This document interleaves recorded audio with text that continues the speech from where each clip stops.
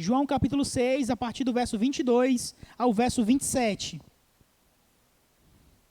Vocês encontraram aí? Amém? Assim diz a palavra de Deus, ó. No dia seguinte, a multidão que tinha ficado do outro lado do mar notou que ali havia apenas um pequeno barco e que Jesus não tinha entrado nele com seus discípulos, tendo estes partido sozinhos.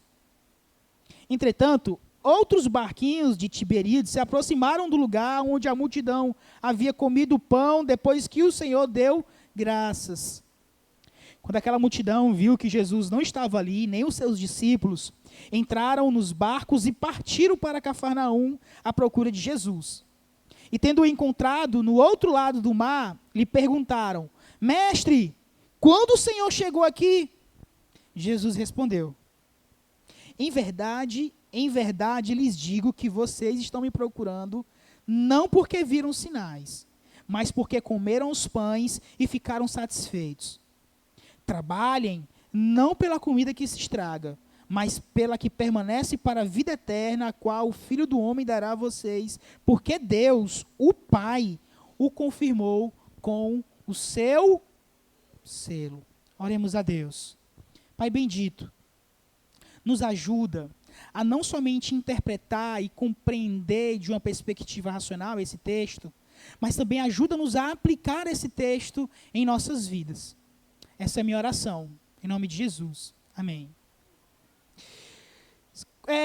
Vocês vão de concordar comigo que há alguns caminhos para chegar aqui na igreja.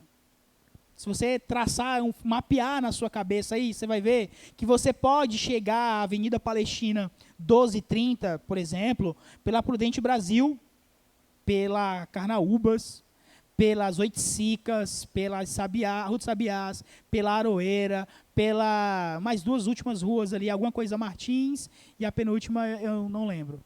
Aliás, 6 ruas você pode chegar na Avenida Palestina 1230. Mas pensem comigo, tipo, ninguém fica ali na porta da igreja, tipo assim, ei, tu veio por onde hoje? Ah, hoje eu vim pela Prudente Brasil. Pode crer, mano, se garante vir pela Prudente Brasil. E tu, não, eu vim pela 85. É corajoso, viu, mano? Passar ali naquele pedacinho ali da Suzusati ali, é estreito que só, escuro, né? Ninguém fica na portaria perguntando para você em qual rua você chegou, contanto que você chegue. Chegar aqui é mais importante do que por onde você veio. O que é que isso tem a ver? É que nós precisamos responder nessa noite a seguinte pergunta: o que é que nós estamos buscando em Cristo Jesus? Qual é o nosso interesse? Qual é o nosso objetivo? Nós precisamos fazer ao longo da nossa jornada, nós precisamos fazer alguns questionamentos e revisar a nossa fé em Cristo Jesus. Eu receio que muito de nós tenha, na nossa jornada, na nossa caminhada, diferente dos caminhos que nós pegamos para chegar até aqui à igreja, nós pegamos algum caminho para chegar-se até Jesus. No sentido de caminho rumo à cidade celestial, muitos de nós pegamos algum caminho até chegar em Jesus. Talvez alguns aqui pegaram o caminho do legalismo e da moralidade. Começaram a fé dizendo assim, ó, não pode isso, não pode aquilo, não pode vestir isso, não pode vestir aquilo, não pode usar barba, não pode calçar chinela, mulheres não podem vestir calças. Não sei se vocês lembram, no início da jornada do peregrino, e no começo da jornada do peregrino, ele entra pela porta, na verdade ele segue os conselhos, né, do Senhor, moralismo.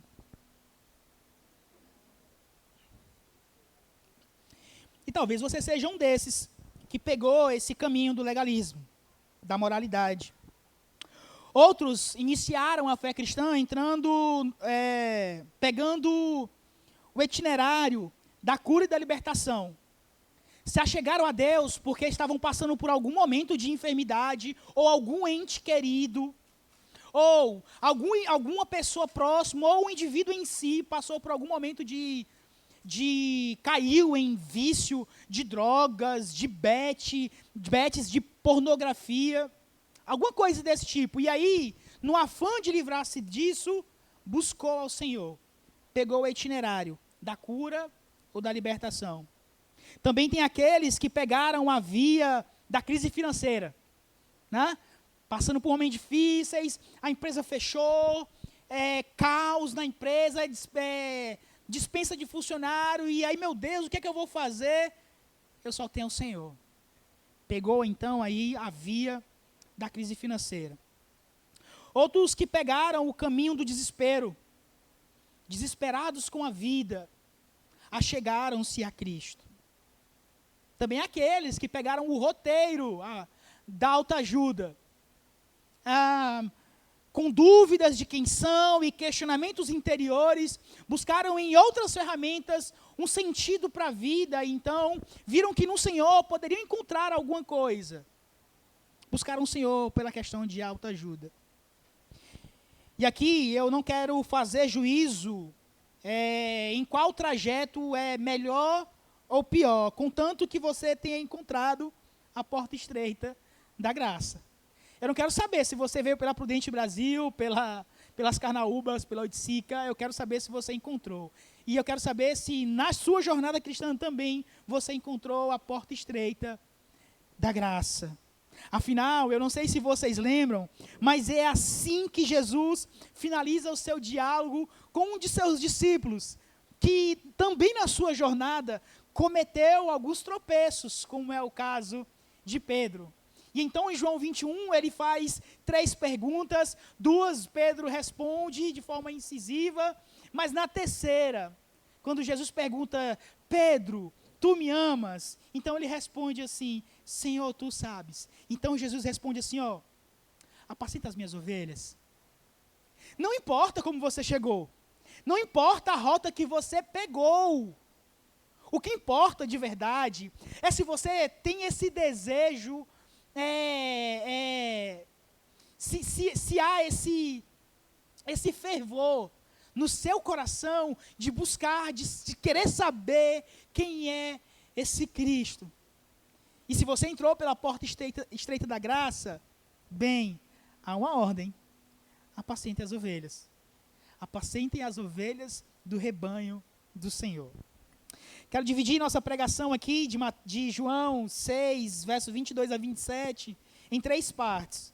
A primeira é, Jesus não estava ali, conforme descrito no verso 22, e aí a gente perpassa entre o verso 22 e o verso 24, 3 versículos.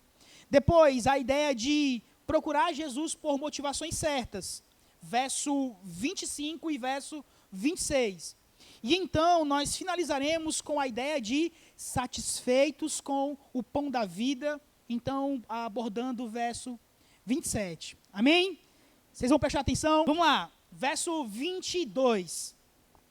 O texto diz que, lembrem da nossa última pregação, multiplicação dos pães, aquelas pessoas ficam maravilhadas com aquele milagre de Jesus, então eles querem fazer de Jesus rei. Eles querem, rapaz, talvez esse Jesus é a nossa saída contra o Império Romano. Então eles começam a espreitar a Jesus. E aí Jesus sai para o monte para orar e dá uma ordem para os discípulos. Vão até a outra margem, vão até a Cafarnaum.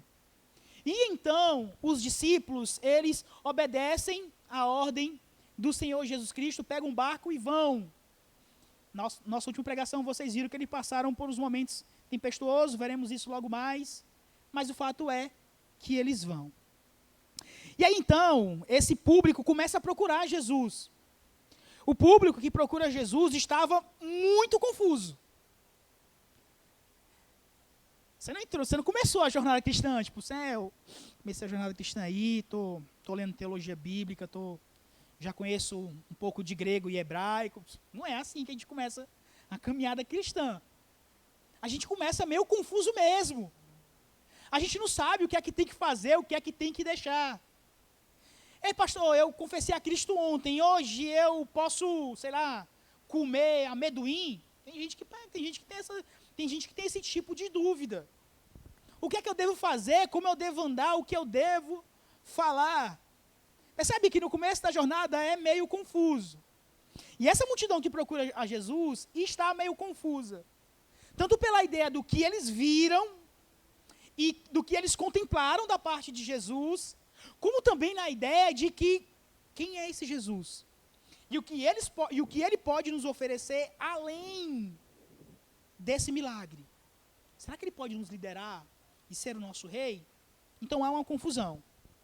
E isso porque perceberam também, nessa perspectiva de confusão e obedecendo o texto bíblico, eles perceberam que só havia um único barco que havia zarpado e que fora utilizada pelos discípulos. Logo, se havia somente esse barco nesse momento que zarpou e foi utilizado pelos discípulos, então isso também endossa o fato de realmente Jesus ter andado sobre as águas, conforme a nossa última pregação. Então, os versículos que antecederam a esse momento, como eu já falei, é o momento de multiplicação de pães e peixes. Eles ficam ali, como eu já falei também, espreitando a Jesus. Fato é que eles não encontram Jesus naquele lugar em específico. Foram em busca de Jesus, mas não encontraram. E isso já nos ajuda a entender que aqueles que querem se tornar peregrinos rumo à cidade celestial devem estar atentos aos exemplos, aos ensinos e aos atos do Senhor, bem como os seus movimentos, milagres, presença e ausência, e aparente ausência descrita nas Sagradas Escrituras. Convenhamos, eles foram em busca de ver Jesus, não encontraram naquele local específico, mas o Senhor sabe, o Senhor conhece essas pessoas, Ele conhece o coração dessas pessoas. Nós não temos registros de qual era o pensamento do Senhor em relação a essas pessoas, mas nós sabemos que o Senhor está em todos os lugares, que Ele sabe de todas as coisas. E nós precisamos estar atento à sua voz, aos seus exemplos, os seus ensinos, os seus movimentos, os seus milagres, a sua presença, mas também a sua aparente ausência. E eu digo isso porque sempre que nós passamos por momentos que nos deixam angustiados, sempre que nós passamos por momentos difíceis, nós temos essa falha de percepção, de achar que o Senhor não está conosco. É instantâneo. É automático. Você já passou por isso, sim ou não? De achar que estava sozinho? Você já passou por isso? Todos nós já passamos por isso. E, meus irmãos, eu quero deixar uma coisa clara aqui. Não, nós nunca estamos sozinhos. Nunca. Nunca. O salmista é muito claro nisso no Salmo 139. Se eu subo para o alto do monte, lá tu estás. Se eu desço ao mais profundo abismo, lá o Senhor também está. E estar atento e estar ligado nos seus ensinos, nos seus milagres, nos seus movimentos, nos seus atos, é perceber que tanto faz vivermos dias de alegria e de abundância, e nesses momentos nós olharmos e dizer assim, ó, o Senhor está comigo aqui, foi o Senhor que providenciou, foi o Senhor que abriu portas, foi o Senhor que derramou do céu a sua graça, benevolência, foi o Senhor que me abençoou. É sempre muito fácil aqui.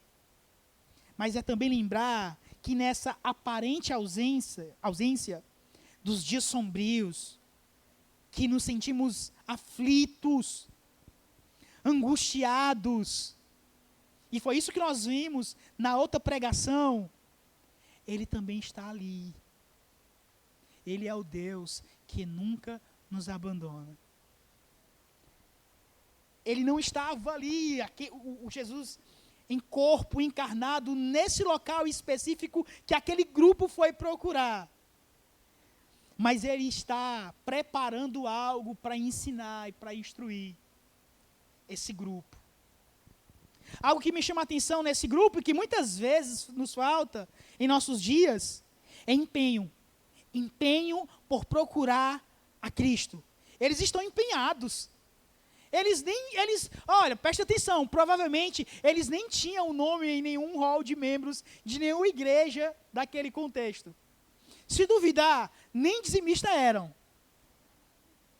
Mas há empenho, há vontade, há desejo de procurar a Jesus.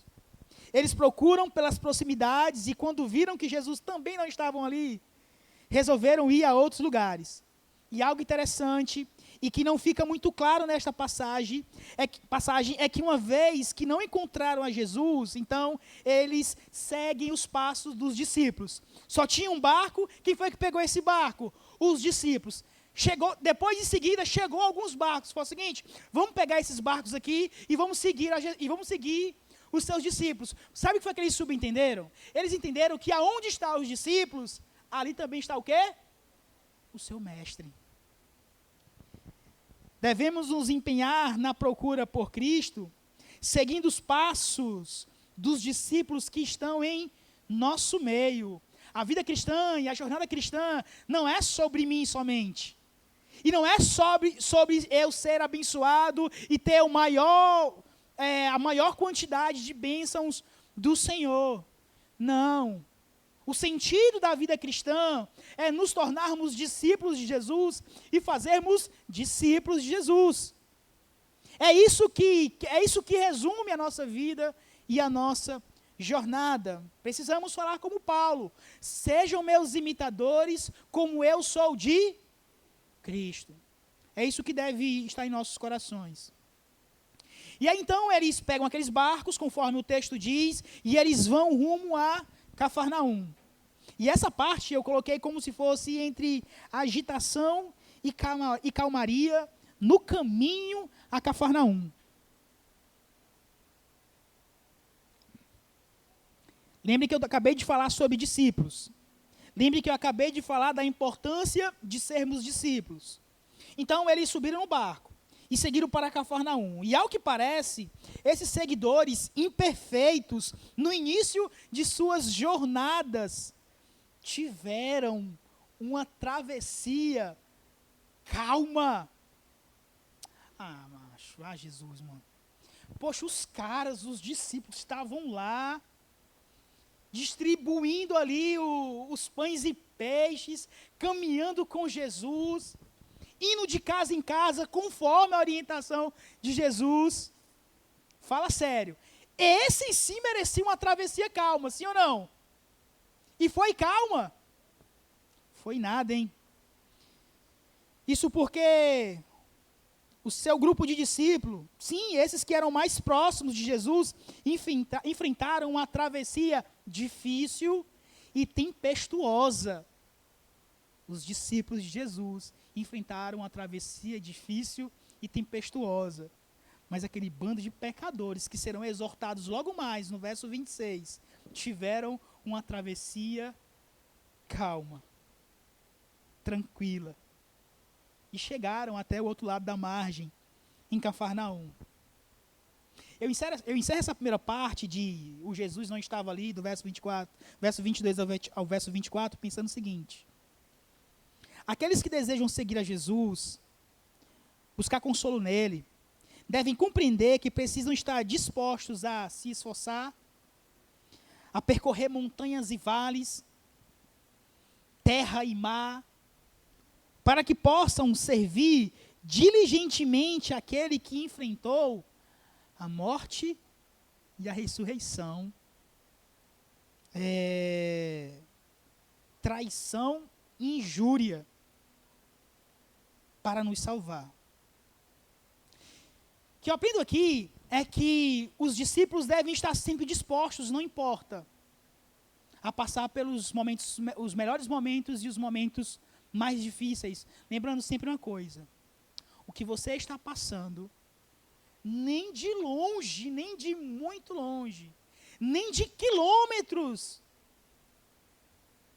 se compara com o que Cristo passou por você. E se isso é verdade, então logo nós precisamos assumir essa realidade e compreender que nós precisamos na jornada, mesmo em tropeços, mesmo que devagar, mesmo que se arrastando, continuarmos amando e glorificando ao Senhor e fazendo discípulos. Ok, então acontece essa primeira parte, e aí nós chegamos no verso 25 e 26. E tendo encontrado no outro lado do mar, lhe perguntaram: mestre, quando o Senhor chegou aqui? Algo que deve também ficar claro aqui é: quem busca, encontra. Eu lembro, né, não sei se vocês passaram por isso, né? Minha mãe dizia assim: Manuel, tu para com isso, Manuel. Manuel, tu para de fazer isso. Manuel, se tu ficar procurando aí, tu vai achar, tu vai encontrar. Fato é, eles buscaram a Cristo e eles acharam a Jesus. Veremos logo mais que as motivações das pessoas que procuraram a Jesus, veremos logo mais a motivação daquelas pessoas que procuravam a Jesus. Mas algo que me confronta nesta passagem é que não importa se alguns tomaram a rota do legalismo e da moralidade. É isso que me chama a atenção. Se outros, o itinerário da cura e da libertação, nem se tem aqueles que pegaram a via da crise financeira. Se o itinerário do desespero, tampouco o roteiro da autoajuda. A beleza desse texto é que, mesmo assim, Jesus permite ser encontrado. Vocês perceberam isso aqui? Ele poderia, não, quer saber, mas eu vou para o outro lado aqui. Eu vou voltar para Samaria. Tem gente que faz isso. Lá vem aquela pessoa que eu vou mudar de rua aqui.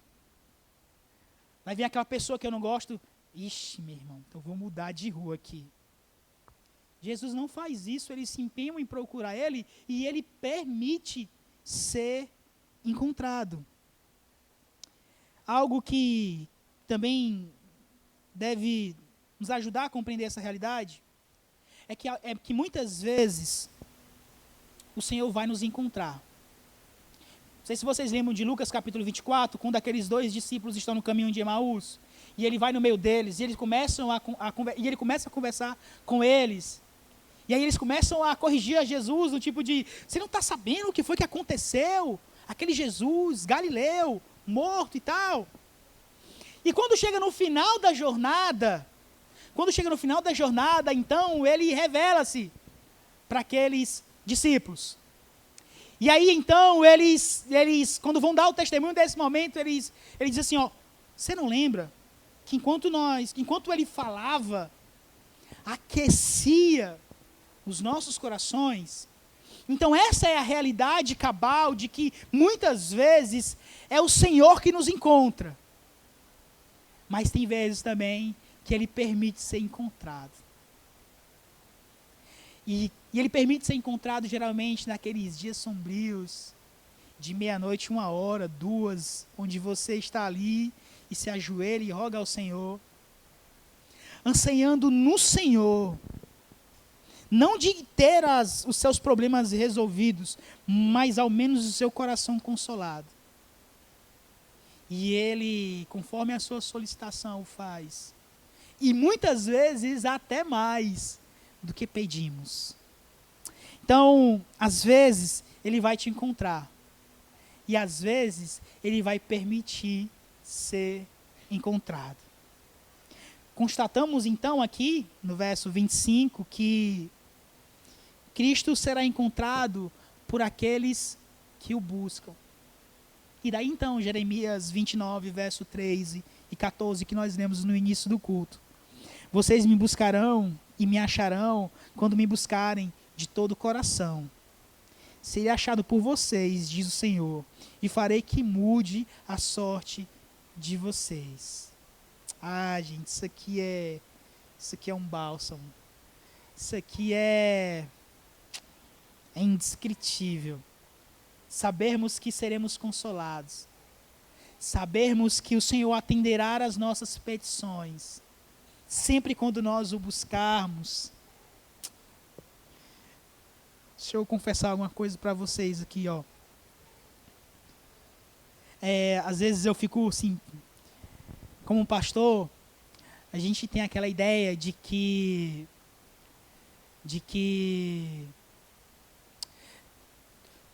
todos os irmãos devem ser o máximo ativo possível em tudo aquilo que for possível para eles.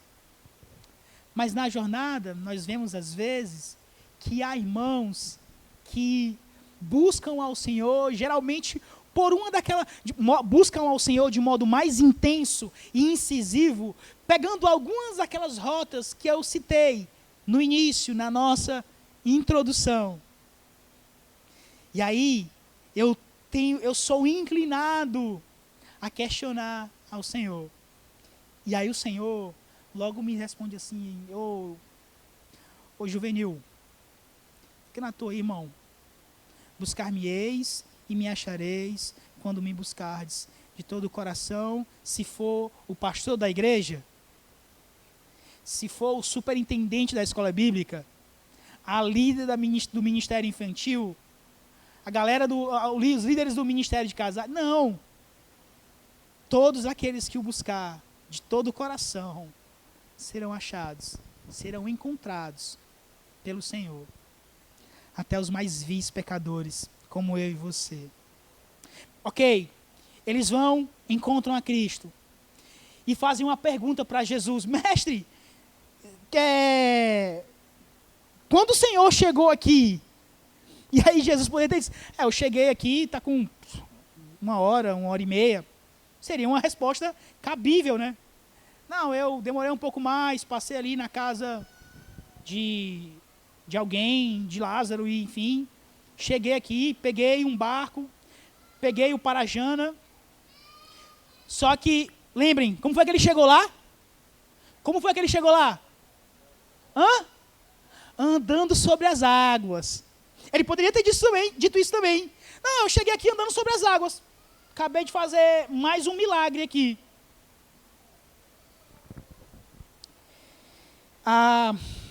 O fato de Jesus permitir que o encontremos, preste atenção aqui, ó, isso aqui é o ponto alto da pregação. O fato de Jesus permitir que o encontremos não significa que ele concorda com o seu atual estado. Ele pode permitir ser encontrado, ou ele pode te encontrar, mas isso não significa que ele está concordando com o seu atual estado. Eles estavam entusiasmados, óbvio, com os milagres de Jesus. Eles, então, vão, nesse entusiasmo, fazer essa pergunta para Jesus.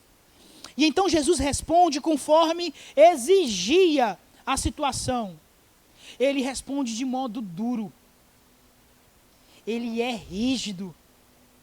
Ele é enfático. É aquele tipo de resposta que quando nós éramos crianças, nós não gostaríamos de ouvir dos nossos pais. Pai, deixa eu ir na praça? Não. Ah! O Senhor não me ama mais. Ele é duro e enfático, meus irmãos. E a resposta de Jesus no verso 26 é: em verdade, lhes digo que vocês estão me procurando, não porque viram sinais, mas porque comeram os pães e ficaram satisfeitos. Nós precisamos ter muito cuidado na nossa jornada, de não procurar Jesus só pelo que Ele pode nos conceder, pelo que Ele pode nos dar. A estabilização das nossas finanças, vou buscar o Senhor para que o Senhor me dê essa estabilidade. O livramento ou a cura, Ele pode também te fazer isso. Mas precisamos ter cuidado para não procurarmos Ele só por causa disso. Entendam uma coisa, não é possível enganar o Senhor.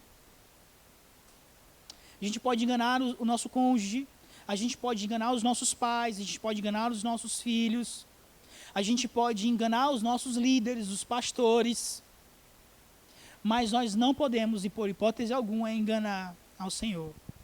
Se não lembramos de 1 Samuel, capítulo 16, a orientação que o Senhor dá a Samuel, quando ele se desloca ali até a casa de Jessé, para então escolher o líder que sucederia o reinado de Saul. A orientação no capítulo 16, verso 7 é: porque o Senhor não vê como o ser humano vê. O ser humano vê o exterior, porém o Senhor vê o coração. Em Jeremias capítulo 17 também o Senhor diz assim: ó, eu é que sei os pensamentos que tenho ao vosso respeito. O Senhor sonda corações. O Senhor conhece pensamentos e motivações. Daí então uma exortação dura e rígida. Ele vai dizer que aquelas pessoas estavam procurando ele não pelos milagres que eles viram. E eu quero que fique claro que os milagres eram a confirmação da sua doutrina. Era assim, ele ensinava, ele instruía aquelas pessoas, como foi no Sermão da Montanha, Mateus capítulo 5. Mas se as pessoas tivessem alguma dúvida com relação aos seus ensinos, era através dos milagres que eles testificariam de fato. Como foi a pergunta, assim, quando ele acalmou a tempestade: quem é esse que até o mar o obedece? Então, os milagres testificavam, era um endosso, era a constatação do seu poder e da sua autoridade. Mas aquele grupo, descuidadamente, não considerou a doutrina e o que de fato Jesus pretendia ensinar. E então, no verso 26 ainda, ele estende, dizendo assim, ó: vocês me procuram porque vocês comeram os pães e ficaram satisfeitos. Eles seguiram a Jesus, eles estavam ali em busca de Jesus, só porque Jesus os alimentou. Não por quem Cristo era, mas pelo que ele poderia dar.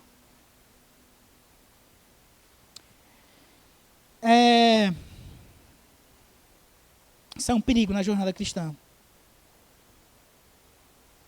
Procurar Jesus só pelo que ele pode dar. Isso é garantia de fracasso. É o penhor da sua derrocada. É procurar Jesus só pelo que ele pode te dar.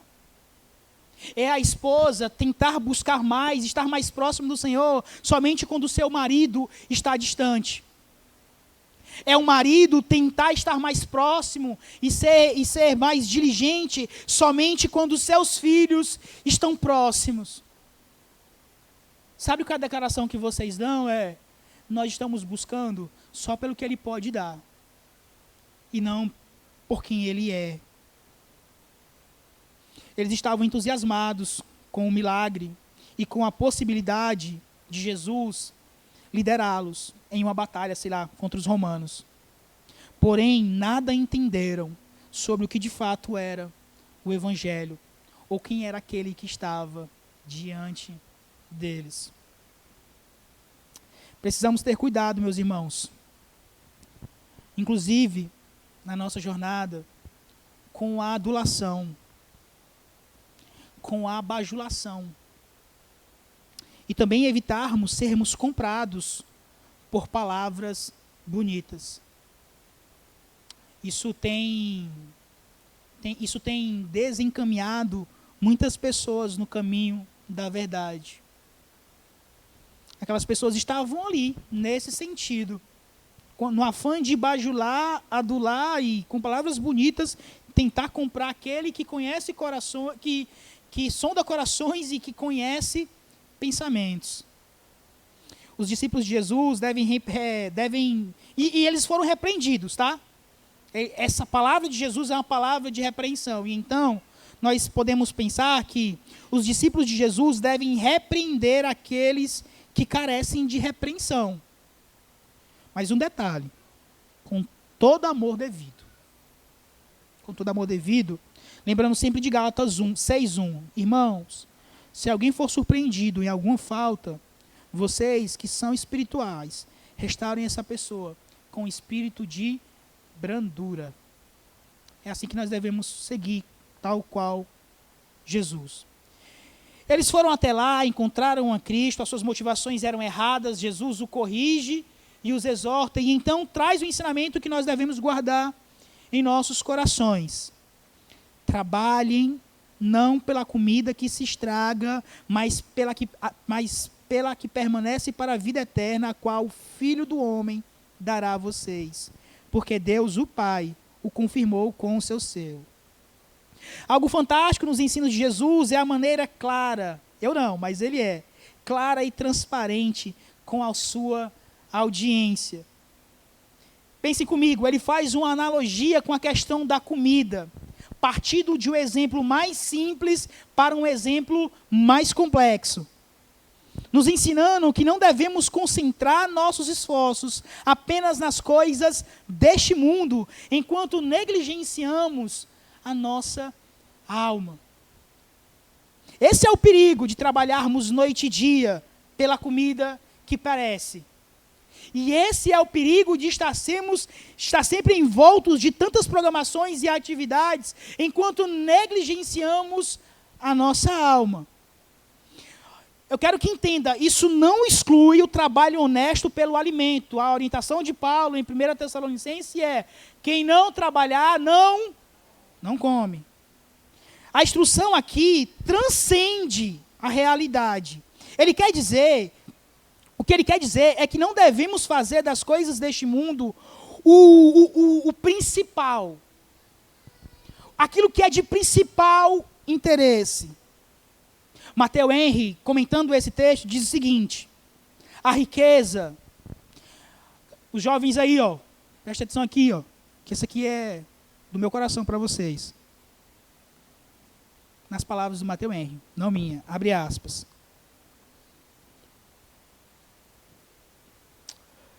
A riqueza, a honra e o prazer mundanos são comidas. Eles alimentam a imaginação e enchem o estômago. Estas são as coisas de que as pessoas sentem fome, como se tivessem sentido fome de comida, e se empanturram com elas. E com um coração carnal, desejam viver para essas coisas, para as coisas do mundo, enquanto aqui durarem, ou enquanto aqui viverem, fecha aspas. Só que o ensino de Jesus, em Mateus 6, verso 36, é: busquem primeiro o reino de Deus e a sua justiça, e as demais coisas vos serão acrescentadas. Então, enquanto muitas pessoas estão buscando notoriedade, fama, sucesso, realização nesse mundo, os verdadeiros discípulos entram em campo. Vestem as armaduras descritas em Efésios capítulo 6. E batalham não por esse plano horizontal, mas militam por um plano vertical, pelo reino de Deus, se comprometendo e usando de tudo como justificativa para estar mais próximo daqueles que ainda não conhecem a Cristo, com um único objetivo: ensinar sobre o reino de Deus a essas pessoas que carecem de conhecer esse Cristo. Meus irmãos, nós precisamos ter cuidado com aquilo que é prioridade em nossas vidas. Se cremos nessa verdade, então, se cremos nessa verdade de Mateus 6,33, então também podemos nos saciar na presença de Jesus. Quando eu olho para o verso 27, eu percebo aqui uma palavra, irmãos, de encorajamento. Cristo tem interesse em suprir tudo que de fato precisamos para saciar para saciar a fome das nossas almas. Prestem atenção. O pastor disse que o Senhor vai saciar todos os meus desejos. Não. Estou dizendo que Ele vai saciar a fome da sua alma. Porque a sua alma é um ser faminto. É algo faminto. Já ouviram aquele negócio, né? Você tem um vazio do tamanho de Deus. Você tem uma fome na sua alma, que só quem pode saciar essa fome é o Senhor. Você tem uma sede no seu interior, que só quem pode saciar é o Senhor. Imagine que vocês, vamos pegar um exemplo aqui do Antigo Testamento. Imagine o Senhor assim, ó, vou passar vocês para Canaã, não vai faltar comida e não vai faltar proteção. Mas qual era a comida lá do deserto? Maná. O pessoal aguentou comer maná todo dia? Convenhamos, picanha assada é bom, sim ou não? Mas tu topa comer todos os dias até o final da tua vida? Só pode comer picanha. Não, porque a gente tem essa capacidade de enjoar. A gente comeu um negócio ontem, o que é que a gente diz? Hoje eu não quero comer isso aqui não. Quero comer... Alô, os maridão aí, elas dizem assim, ó, hoje eu quero comer algo diferente. E o que é que tu quer comer, servo de Deus? Eu não sei. Só não pode ser o que foi ontem. Não é desse jeito? Eu sei, pô. Só muda o endereço. Irmãos, essa necessidade que nós temos, essa fome que há no nosso interior, só pode ser preenchida pelo Senhor. Só pode ser preenchida pelo Senhor. Qual é o teu sonho? É passar no concurso? Fica tranquilo. Quando tu chegar lá, vai ter uma outra fome. O que é que tu tem rogado ao Senhor? É para ter um filho? Fica tranquilo, o Senhor pode te dar. Mas quando chegar lá, tu pode murmurar daquilo que tu pediu ao Senhor. Qual é o teu desejo? Fazer aquela viagem para os Andes? Pode ficar tranquilo, o Senhor pode realizar, mas o problema é que quando tu chegar lá, tu pode ter uma outra necessidade. De modo que os nossos sonhos e os nossos planos devem estar sempre em consonância com a vontade de Deus. Para que quando chegar lá, nós simplesmente venhamos desfrutar daquilo que Ele ouviu, daquilo que Ele atendeu, a nossa petição, a nossa súplica, e naquele momento dizer assim, ó, louvado seja o Senhor, porque concedeu graça ao seu servo. Todos nós temos uma fome do tamanho de Deus, e essa fome só pode ser saciada pelo pão da vida. Só pode... Ele diz para a mulher samaritana, né? Rapaz, se você me buscasse, eu é que lhe daria a água que você tomaria e nunca mais voltaria a ter sede. Só encontraremos saciedade no Senhor. E por fim, no verso 27, ele vai falar sobre o selo. O selo de Deus. O selo aqui, irmãos, está ligado a todas as profecias que se cumprem através de Jesus. Tudo que foi dito, tudo que foi anunciado acerca do Senhor Jesus Cristo. Em Gênesis, em Isaías, em Miqueias, em Zacarias, todas as profecias que se cumprem em Cristo Jesus, e há também os seus milagres, e a ação do Senhor aqui, em específico, no Novo Testamento, confirma, dá crédito, credibilidade, que Ele de fato veio do Pai. Mas mais do que isso, na santidade imaculada do Senhor Jesus Cristo, de nunca ter pecado, na verdade que Ele transmitia, na verdade impoluta de sua doutrina, e na evidência surpreendente de seus milagres. É nisso que nós devemos nos apegar e encontrar satisfação. Por fim, eu quero fazer 2 aplicações. Primeira, não importa o porquê buscamos a Jesus. Não importa. Não importa como você chegou aqui. Não importa a rua que você chegou. Desde que creamos que Ele é o Filho de Deus, que veio ao mundo com autoridade para nos livrar da condenação eterna. Como bem disse João, em João capítulo 1. Eis aí o Cordeiro de Deus, que tira o pecado do mundo. Não importa como você chegou aqui. Não importa quem te convidou. Você lembra quem foi que te convidou a primeira vez que você foi na igreja ou em alguma igreja?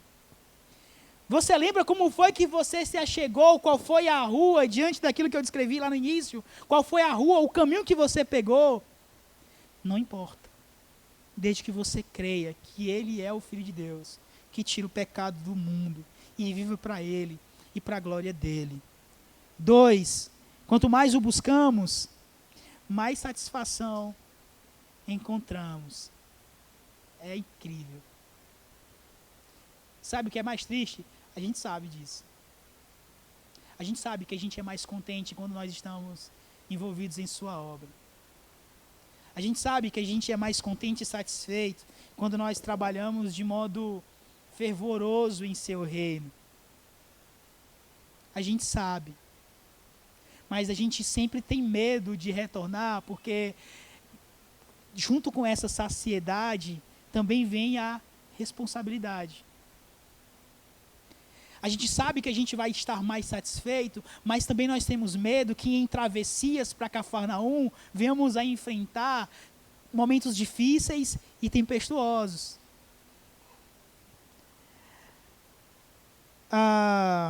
Mas ainda assim, o Senhor nessa noite diz para vocês assim, ó, vocês só serão mais felizes quando estiverem prostrados diante de Cristo. E então eu finalizo com Jeremias novamente, capítulo 29, verso 13.